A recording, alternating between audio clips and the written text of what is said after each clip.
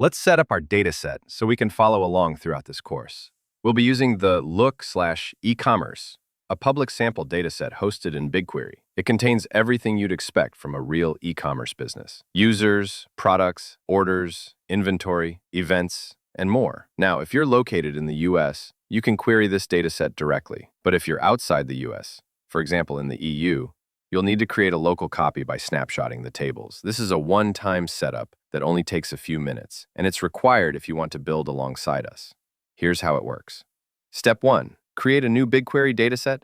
Give it a name like the_look_data_EU, and set the location to your local region.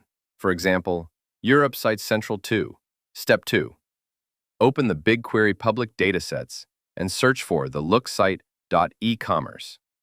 Click View Dataset to see all the available tables. Step 3.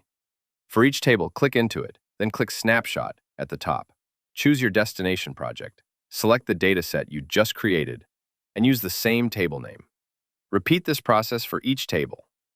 You'll end up with your own regional copy of the dataset, and you're ready to go. Before we start building, let's take a quick look at each table so you know what kind of data we're working with. Distribution centers. This table lists the company's physical distribution centers, including their names, coordinates, and mapped geolocation points. Events. This table logs raw web activity, including session data, browser info, traffic source, and IP address, useful for tracking user behavior. Inventory items. This table tracks inventory records, showing what products are stored, where, how much they cost, and whether they've been sold. Order items.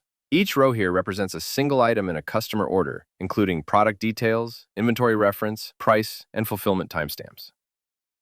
Orders. This table holds overall order level data, one row per order, including user, order status, order date, and total number of items.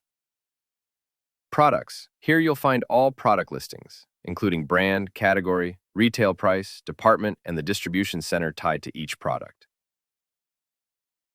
Users. This is the user table. It stores profiles including names, email, gender, age, location, and sign-up date.